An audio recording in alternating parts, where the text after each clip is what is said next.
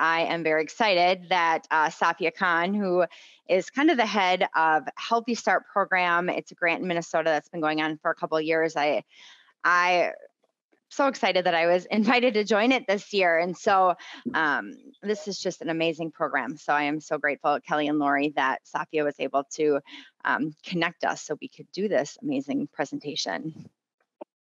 A couple of quick announcements. Alex Hubble will be joining us next week. I don't even know what Alex is talking about yet, but it'll be great. And then you can see some other things up and coming. I think, Kurt, you're doing a presentation, it looks like probably sometime in August on what is it? Compassion and burnout, I believe. Yep. Remember, I'm sorry, I'm blank. Are you? Yeah, can you hear me okay? Mm-hmm. Okay.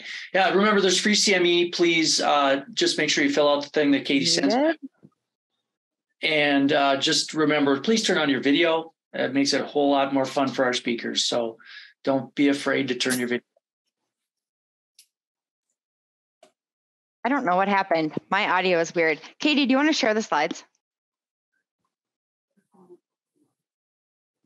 Yep, I'm pulling them up here. Kurt, can you hear me? I can. Can you hear me? Heather, can you hear me or no? I don't know if Heather can. Oh, now I can. Sorry about that.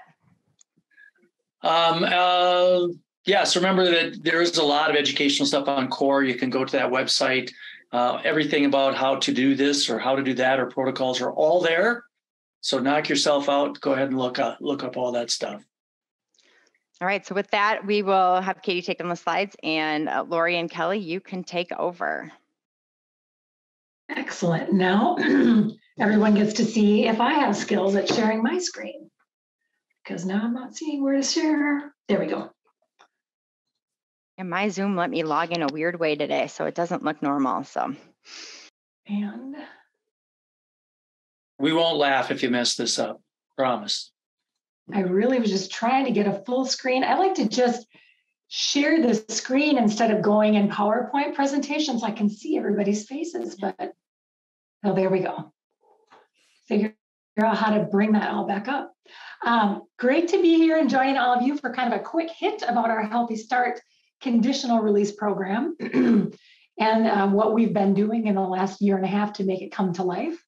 My name is Kelly Heifert. I serve the Department of Corrections as the Reentry Services Director. So in Reentry Services, we stretch across the state to partner with people to help folks who are leaving our correctional facilities or living in communities that are criminal justice impacted, to help them be successful on release and living in cities exactly where you're at. So hopefully today you'll find some more information and we can be more collaborative in our efforts in helping moms or even other folks that you work with be successful as they make their way to new life. And I'll hand it over to Lori to introduce herself. Good afternoon. I'm Lori Timlin, and for the last 12 years, I've been the parenting coordinator at the correctional facility at Shakopee. And I'm just so impressed, Kelly, your handiwork. So Shakopee is our state's only female prison, and I am the only parenting coordinator for the Department of Corrections. So that will be changing somewhat in the coming 2 years, but I work with women here who are pregnant. We have about 2/3 of the women who are incarcerated here, and we're almost at 600 women, are parents of minor children. And so naturally, when they are incarcerated, they have many tasks and concerns about guardianship of their children, how to continue to be involved. I teach parenting education. I provide a lot of information for women about how to obtain things like birth certificates. Unfortunately, a lot of the women here have involvement in juvenile court through CHIPS petitions, so I assist them with those appearances. And then along with Kelly, I am tasked with being part of this Healthy Start conditional release program. And so I am the person on the ground at our facility when those women come into Shakopee. All right, I'll give you a little bit of background about Healthy Start and how it came to be.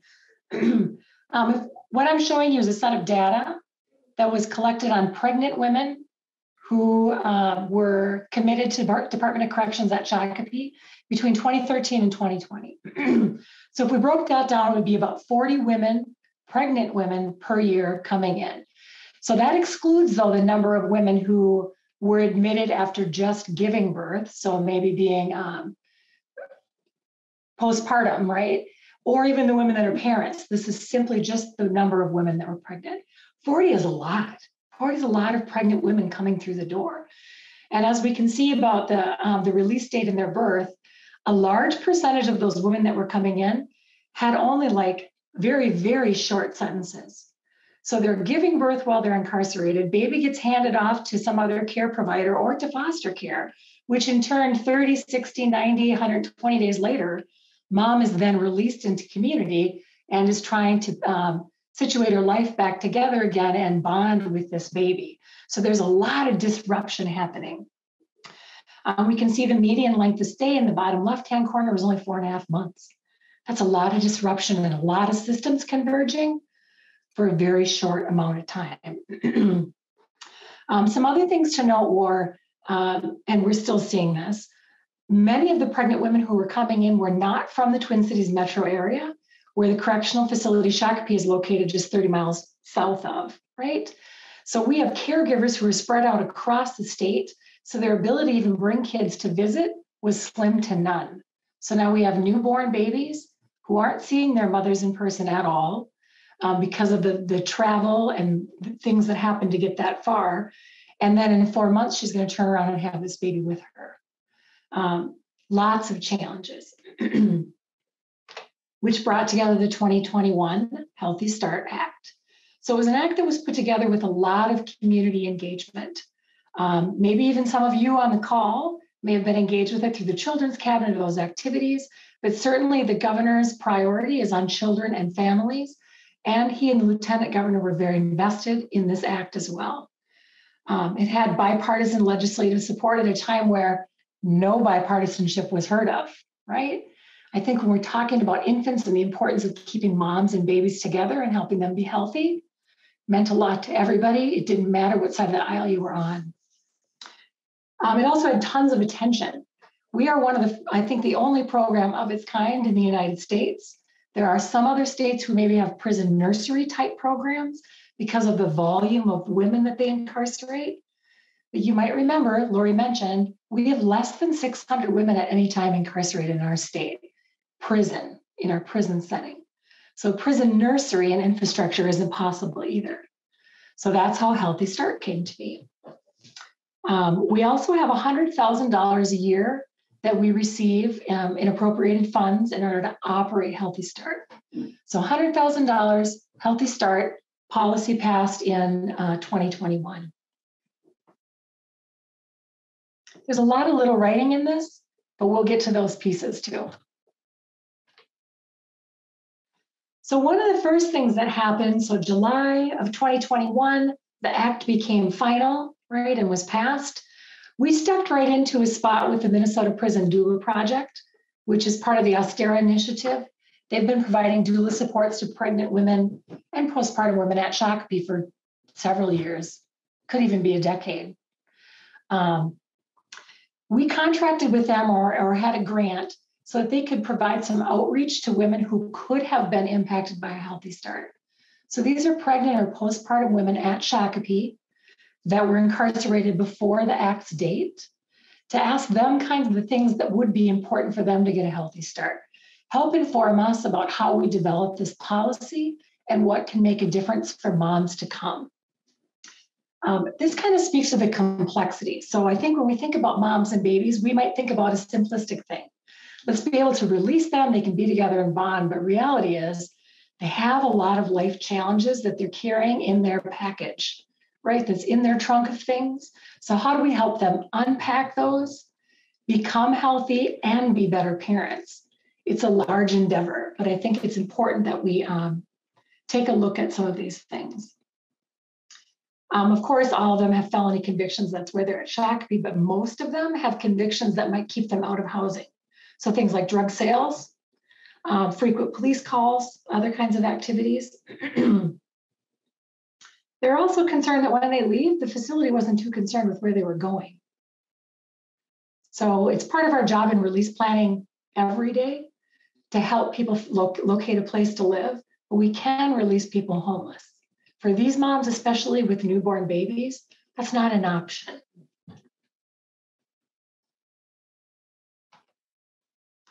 Some other quotes I think that were impactful and important to share with you all today. These were some of the voices of the moms and things that they shared as part of that assessment that helped us build our policy. That they need and crave stability.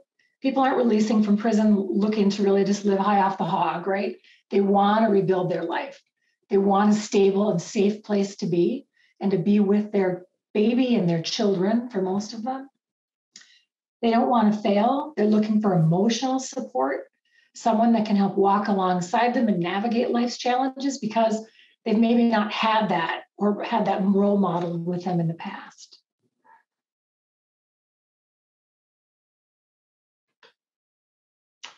So with that and more stakeholder engagement from our internal team of Department of Corrections folks, these impacted moms and external stakeholders, we developed a policy that became active on January 2022. So about 6 months into the Act's implementation. Lori, do you want to talk through some of these? Sure. So one of our tasks when we as a team began to develop some policy was we definitely had been given instruction and also had the value to try to be as inclusive as we could. And so we function with this as an opt-out policy. So we assume you are eligible until you're not.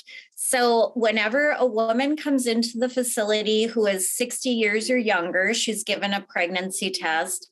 And one new development that I think overall will really benefit the women here in terms of their health care. For the first time, we're asking women if they've given birth within the past year. So shockingly, postpartum status was not even a question that was routinely being asked. So if they answer yes to that or are pregnant, then I am notified and I can begin to look at them in terms of their eligibility. So a big one is whether the mom will be able to legally parent the child. So as I mentioned earlier, significant portion of the women here who are mothers may have had CHIPS involvement or may have an ongoing CHIPS case at this time, which is children in need of protective services. In Minnesota, if you have had an involuntary termination of your parental rights, the law instructs the county that moving forward, they shall file a CHIPS petition on future children. So if they have that history, we have to be prepared to have a county at least intervene to the extent of filing a petition, but ideally we can support them in working a case plan. That's not always the case. And so if it's a woman who it seems clear will not have an opportunity to parent this child, that would exclude her from being part of Healthy Start. The other thing that, and this has been probably the thing on which we are most often challenged, is we started to talk about the fact that the intention of this bill was to prevent newborns from being separated from their mom, because we know of all the important things that happen around attachment early in life. And so then the question we asked ourselves was, is it any less problematic to separate a mom from a 1-year-old? So the law provides us to offer this conditional release until the child's first birthday. But one thing that has changed since that data was reviewed from years past is that we are now seeing moms come in with longer sentences. We are not seeing those under 6-month sentences as frequently. And we think it's for good reasons. We think it's because there have been interventions that have been implementing that are working. So we're not seeing as many pregnant women come to prison. But what we decided after consulting with child development experts was that if we had women who were in the community with their children but had to return to prison after 1 year to complete serving their sentence, we were really trading one developmental injury for another. And we do not want to do harm. So we made the decision that unless a woman could complete what would have been her sentence within that child's 1 year of life, she would not be eligible for the program. Unfortunately, there are some moms who would be really good candidates who may have 3-4 years to serve. And we are saying that the sentence doesn't fit with the time provided with the law. So that's been a real challenge. And as you can imagine, hard for the moms who are not eligible to hear. So our goal is to allow moms and children to be together.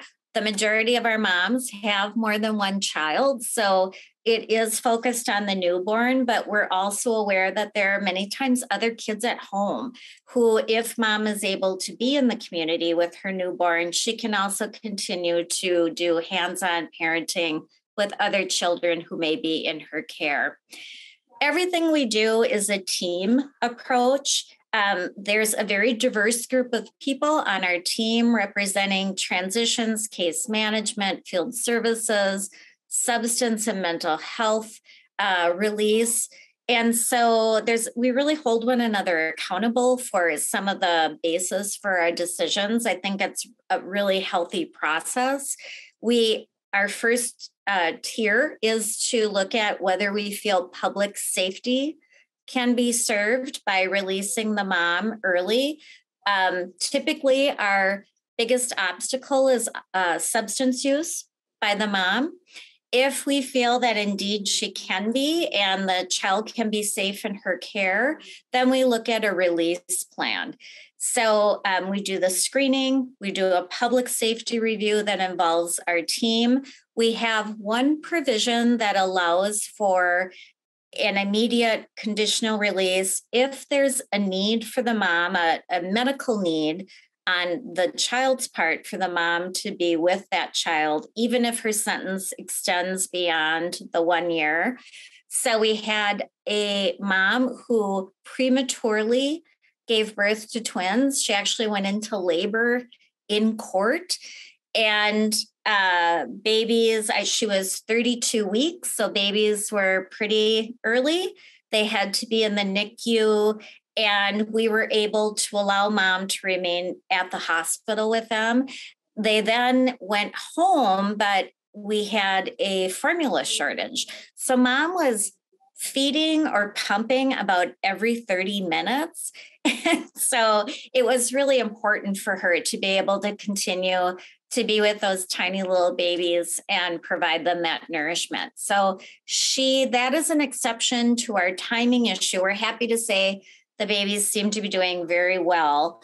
There's still one of the twins in particular is in the first percentile. She's just a teeny tiny little girl, but they're healthy and developing. Mom's an exceptional mom. She will have to separate from them at 1 year, which is really emotionally taxing.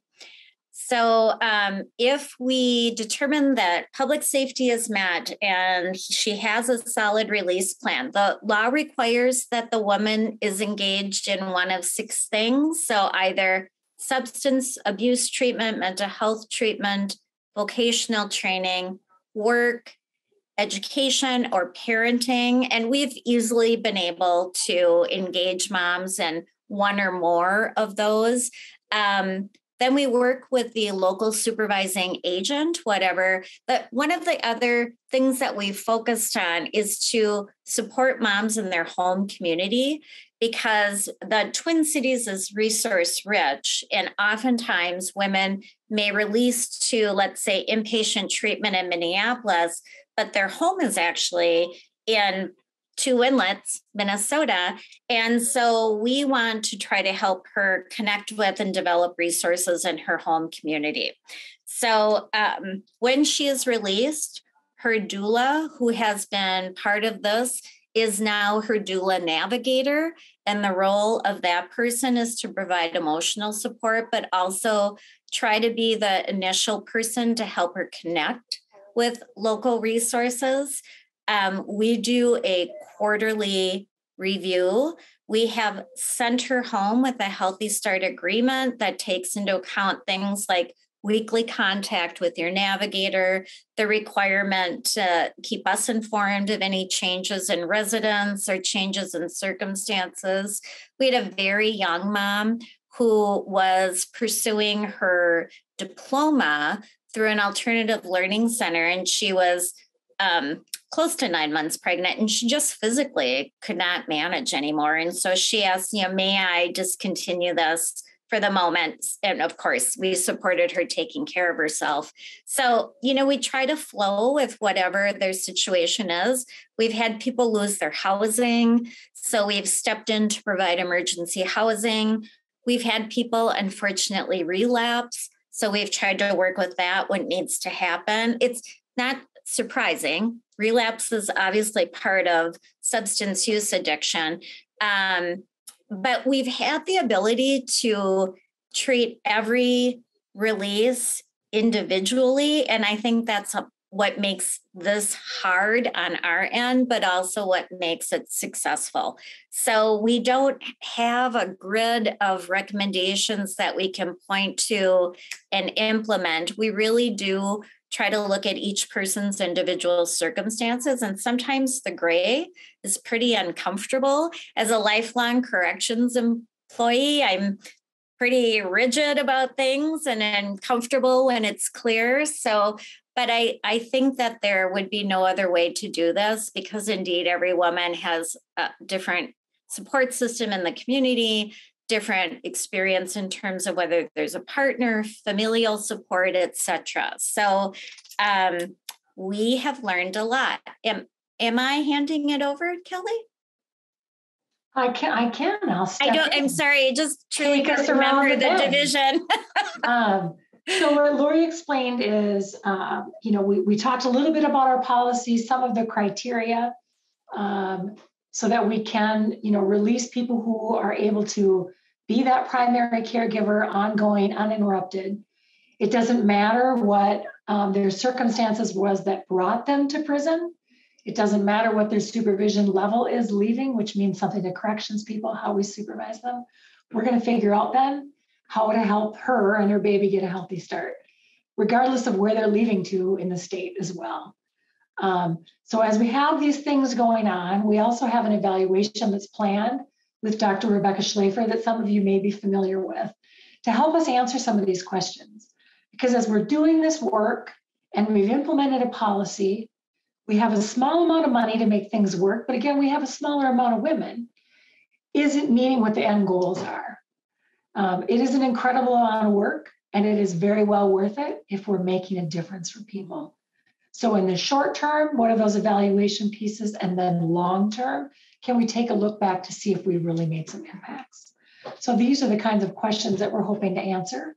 We're looking for some great evaluation partners by way of funding to help us support this work too, so that with Rebecca, we can know if we're really giving healthy starts or not.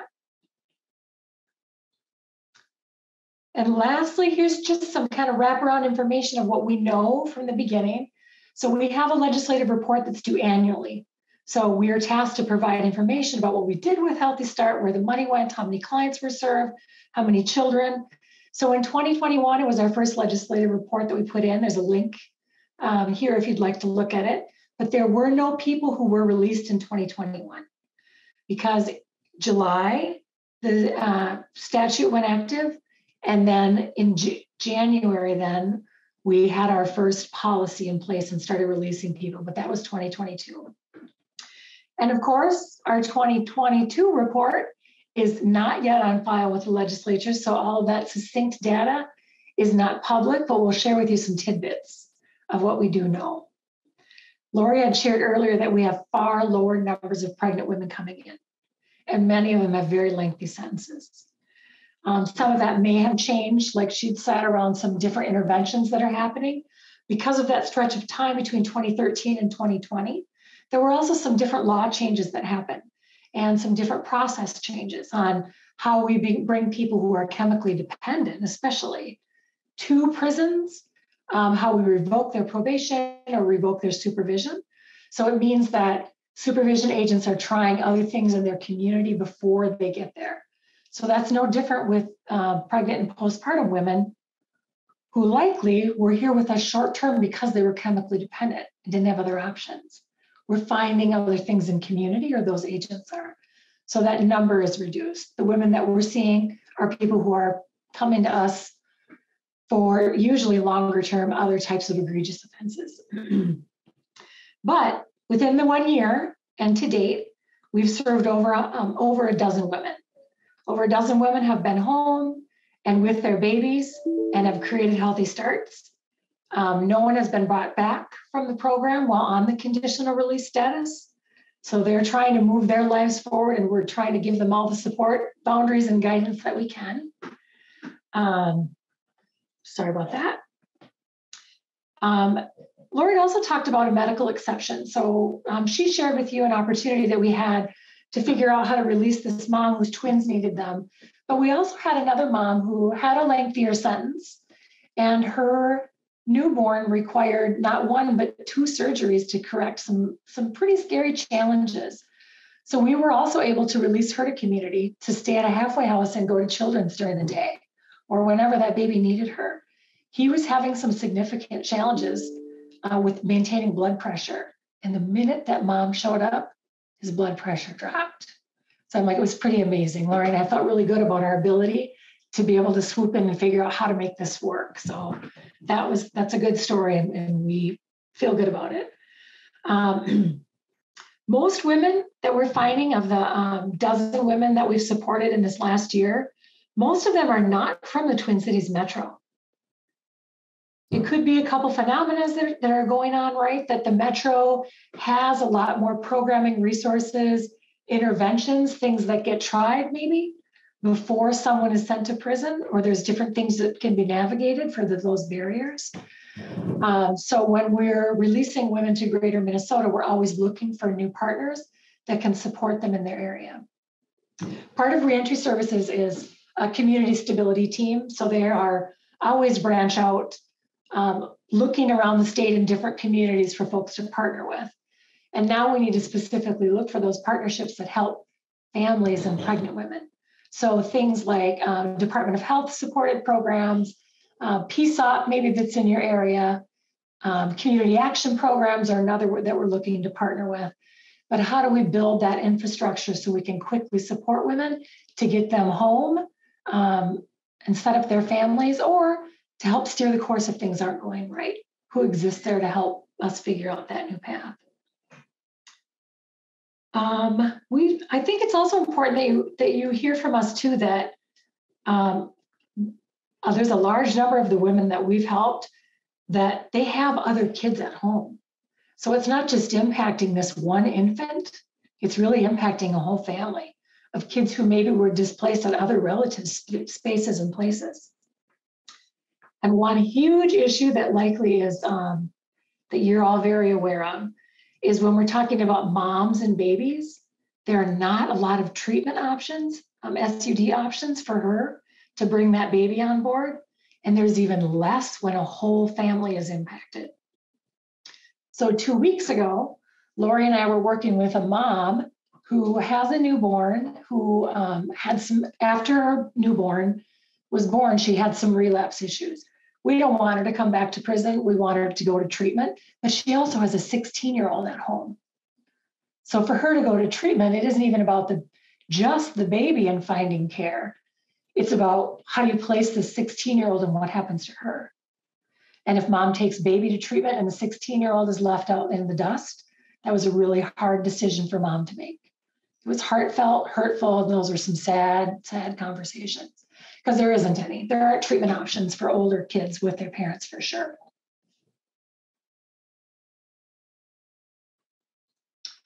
that is the end of our formal presentation. I'd love to know if there are questions that we can answer for you or your thoughts about Healthy Start. You can start, Kurt. All right. So, and if people have questions, please chat them in or unmute if you'd like. I have a list of them. I have a feeling Heather does as well. You know, one of my thoughts is, and you've only been doing this a couple of years, but when you're looking at some of these women and they leave at a year in their kid's life and they're maybe incarcerated for 3-4 years, what are you already working on the plans of how you reintegrate that mom with that child? No. Sorry. It's really, there is this absence of focus on family members. So historically, we have been like, you are the incarcerated person. I am responsible for you.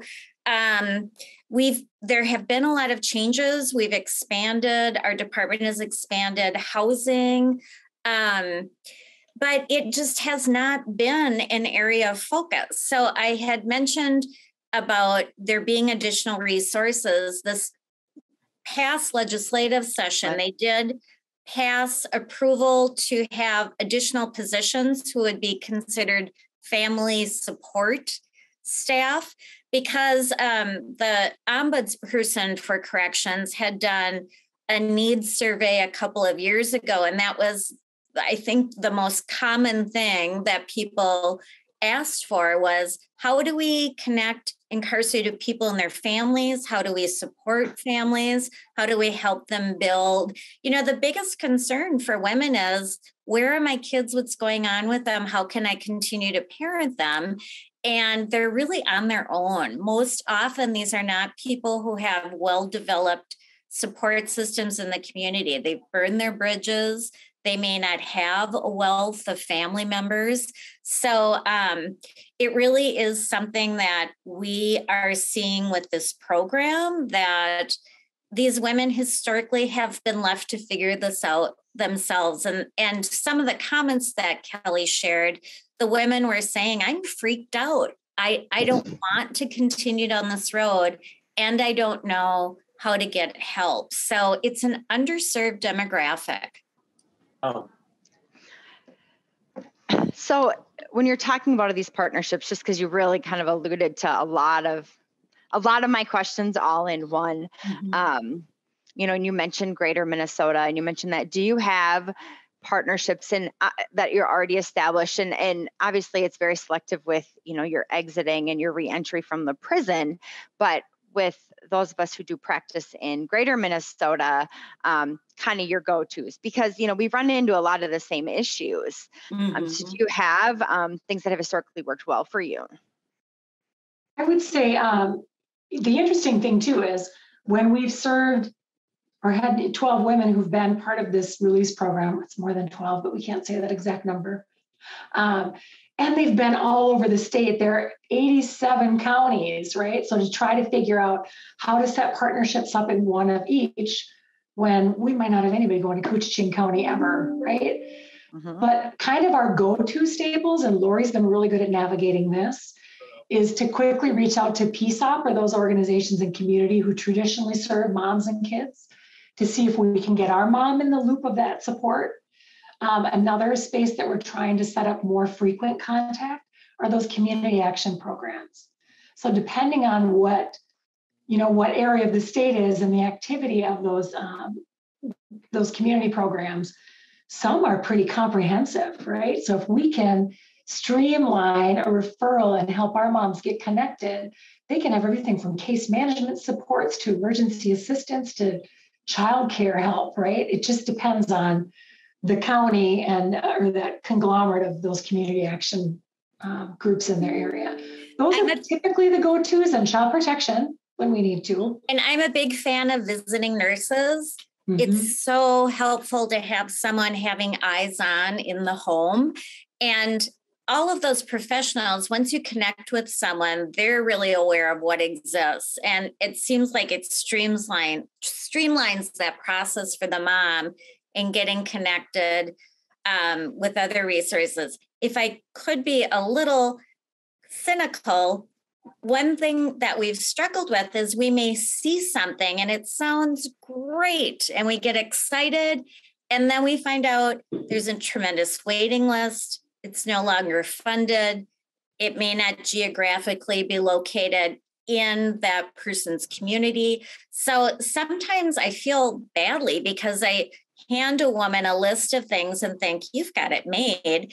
And a lot of times it really doesn't pan out to be right for this person or available. So it's been a lot of learning on our end about, we have to kind of pursue it a little bit to make sure it's existing, that it's accessible, that the wait isn't too long. So it's been a real challenge. And then I think if we are feeling challenged, this mom who is, caring for a newborn and stressed out must really be feeling this. So, there was a question. Lori, you use Together for Good a lot. I don't know if other people are familiar with it or if it's a resource, but maybe talk a little bit about that. Well, unfortunately, they're centered. They only provide services in the metro area. Okay. And we did not expect to have so many outstate people, but it's a nonprofit organization that will host babies. So it is not foster care. You simply do a delegation. Thank you. Aren't they the best? I mean, really, I've had a partnership with them for about 10 years, and I can't think of an example of it not going well.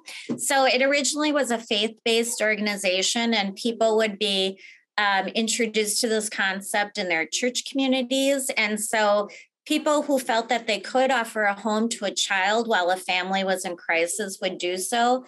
They ask for no pay. They are very clear that this is not a way for them to adopt a child. They support the contact with the mother. So and it's really easy to place babies, but they will only take children up to 12. And they have changed their format a little bit so that they focus on placements 1 year and under. So the woman whom Kelly mentioned, who had a child who was at Children's, that baby happened to be with a Together for Good family. The Together for Good host mom provided transportation, was at the hospital. 20 minutes. Sure. Sorry about that. Well, let me just ask, there was a question and you kind of answered it, whether you utilize volunteers in the program. They're clearly volunteers. Are there other volunteers that kind of, especially in greater Minnesota, that you utilized?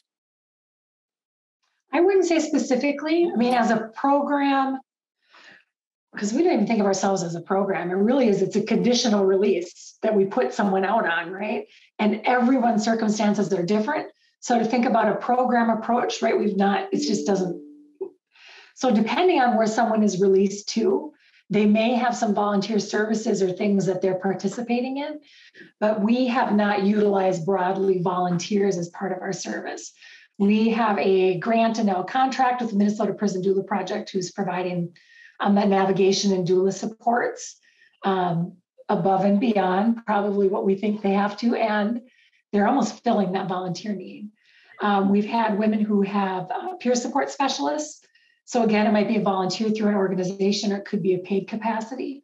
But those are women, right, who've experienced these same things and are struggling with addiction, but have tried to conquer it, right, and sharing the path that helped and helping other people. So that's been super successful too, having those peer recovery supports.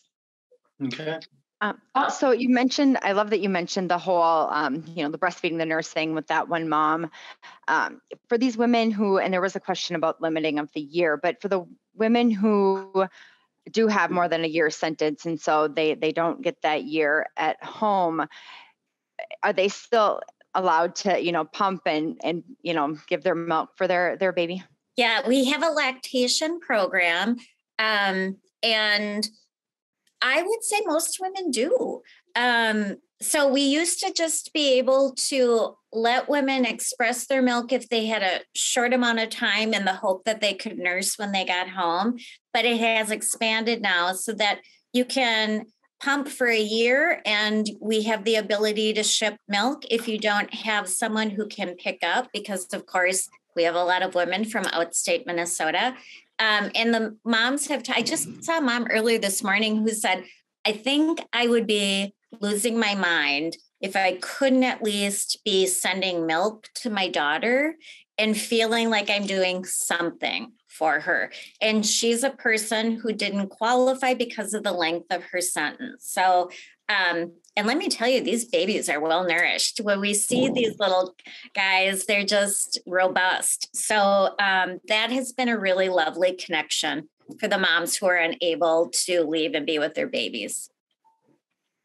There actually is something in the chat about the fathers, and that's actually on my list about fathers' involvement. And their question, of course, is, what if they contest the placement with the mom? I mean, these sometimes must get messy. So I will tell you that the vast majority of these moms are unmarried, and frequently paternity is not established. So I mean, it's sad because we don't have that many present fathers to have it be contested. So that is the reality of the demographic with which we work. Okay. And we do have some dads who are more active, though. And so we love our active dads because we've had a situation too where things didn't, mom completed her time with us, but ended up, did she terminate her rights, or her rights were terminated after? It's a very complicated set of challenges. And that gave an opportunity for that dad to step up and parent. Yeah. That's pretty much a child protection. It's like, here's your baby, right? And we're going to support you now in doing these things. Yeah. So we also talked about, though, what happens when we do have a dad and a mom and they're not together and mom's out on Healthy Start. So we say things like she's the primary caregiver, but our intent would never be to stop that dad from having visitation and building that his role as a primary caregiver too. So we would just figure out how to make that work. It wouldn't stop her if they had 50-50 custody. It would stop her from being on this release status. It would mean that dad has his time with his baby too. So we just figure it out. But we've not had that circumstance yet. I can see that be more interesting, especially if they're equal 50-50. Like, well, then what happens with that mom during that week? And maybe then the program could be extended 2 years, like she goes into prison every other week. We have a team member who is primarily officed in the men's facilities, and she is the conscience of incarcerated men. And she has often said, at some point, we may have a father who's incarcerated who would we consider him for Healthy Start? And that, I don't think I have the capacity to think through that yet, but that's definitely something that we circle back to from time to time. And it'll be interesting. Thank you, April. I'm interested whether or not there's anything comparable in any other state that we could say, we know how difficult this is when the mom leaves after a year. Developmentally, what damage are we doing?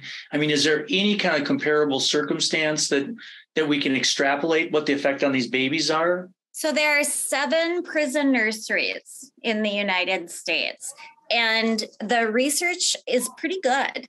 And typically there is a limit to the length of sentence because the children, usually they will say no more than 36 months will the child be in residence with the mom.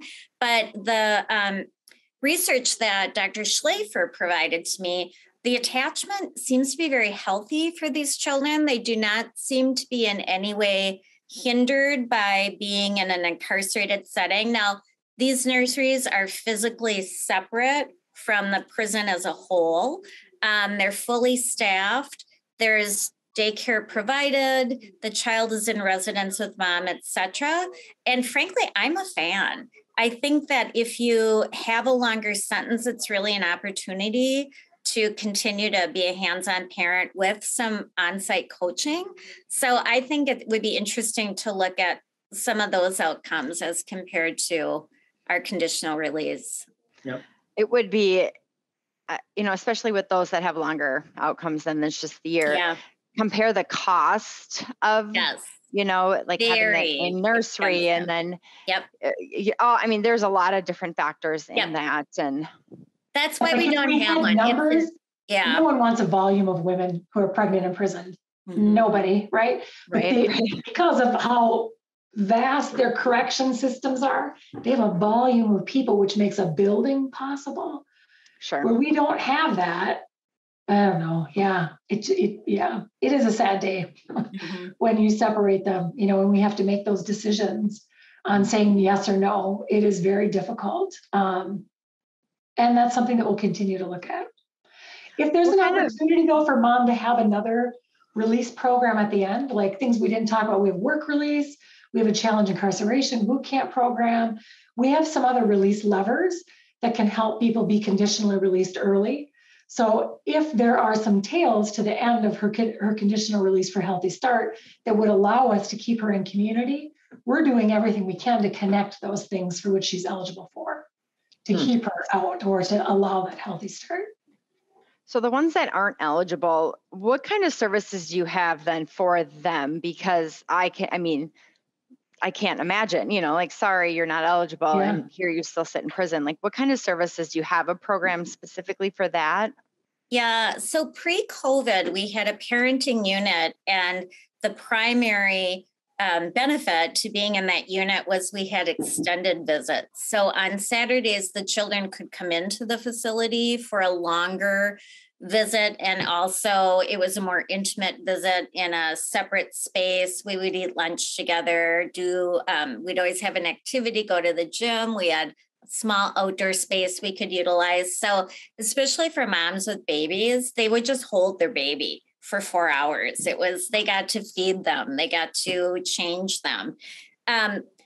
We had to close the unit during COVID because everything was closed during COVID, and we have not yet reinstated that. So the doula will follow the mom postpartum. There's a pregnancy and beyond group that can continue working with the mom for up to a year. I will fast track visiting applications so that they can start to have visits as soon as possible. There's a lactation program, but the reality is they're separated from their baby. So it's probably the saddest thing that I am witness to in the course of my job is seeing a mom come back from the hospital postpartum, no baby. It's really devastating. Are there any programs, you know, when they go back and after a year, if they have to serve out another 2 years, are there any programs where they're like 2 months on, 2 months off, like that, where they can serve their prison sentence in smaller chunks? No. And you're not aware. I'm afraid not. Yeah. So I would say, like, the statute, this kind of addresses one of the other questions that was in the queue there. The statute was designed really to meet the needs of those short-term pregnant or postpartum women that are coming in, that it's just interrupting like their baby bonding time, and their kids, right, are shifted all over. So now we're not seeing those short-term women. That's the challenge. And that's the good thing, right? We're not having a volume of short-term people coming because they're staying out, but that's how the statute was designed for that year. Because as the sentence length goes up, so typically does the egregiousness of their offense. So then we're starting to meet that point where really are we serving public risk by releasing someone? And then what is the risk to that individual, that baby, if someone is, you know, released at such an early time with no other interventions, right? No prison time. And we really consciously wanted to not focus on the offense that brought the woman to prison, so that there wasn't that issue of, are you worthy of this kind of release? But of course, when you get into a longer sentence, frequently those are loss of life offenses. And if we think about public safety, we have to take the victim into account in that. So there's this real balancing act. So as challenging as it is, there are women who have had babies who may be here for a murder or some other kind of loss of life offense. And, you know, we just exist in a world where our system says there is a lengthier sentence of time given for those types of offenses. All right. Other questions? lot of positive feedback, by the way. Good. I mean, this is just such an amazing program. In terms of like release packets, do you have like special release packets? You know, some of the county jails, you know, for patients who use substances have, you know, the release packets. Is there special mom focused release packets, whether it's formula or I don't know, pick one? There isn't. We have standard like release packets that we provide to everybody walking out the door with the resources to their area that they're releasing to. But there isn't anything that's mom focused. And we don't have a little to-go care package, which you might have seen a little onesie on the first slide. We just put those onesies together because we'd like to start doing that. Providing a little care package on her way out the door with a baby onesie, right? Or for whoever her kid is, or child is at home, or her newborn that's coming, and maybe some things to make it easier. And the doulas, the navigators that we have on board with us are great about meeting those initial needs. So whether it's through donations that they have received, or it's just helping the mom build a shopping list of things and supplies that she needs to get started in her new home. They're great Amazon shoppers. A lot of the moms, a lot of funds for that, housing supplies and those kinds of supports. Yeah, the moms I mean, especially if you're pregnant, they don't even have clothes when they leave. So a lot of our expenditures has been just helping mom get some basic clothing items and hygiene that goes beyond a toothbrush. So again, if you think about women just leaving prison, they're in such a deficit already with their needs, their child's needs. So it's, again, I just think it's something we haven't put a lot of thought into as a society. How do women then move forward when they're starting out with literally nothing? Yeah, interesting problem. Mm-hmm. Anyone else with any other questions or comments for our speakers? Boy, yeah, a lot of nice positive comments in the chat for you guys. So anything else? And of course, in 1 year, you know, and another year is under your belt, we'd love to have you back and see what, you know, 2-year data looks like. Yeah, that would be really interesting. We look forward to that too. And we can talk a little bit about our family support unit. Yeah. It's like that will be doing work by then, right? We're just going through the phases of putting the budget together and think about how these positions work and how Healthy Start works within the family supports unit, right? So we think about families and all those things. So we'd love to come back. Yeah. Well, we'll definitely put you on the callback list. So thank you very much. And thank you guys so much. Both. And really appreciate everybody coming today, and just a great talk. Lots of good things said in the chat.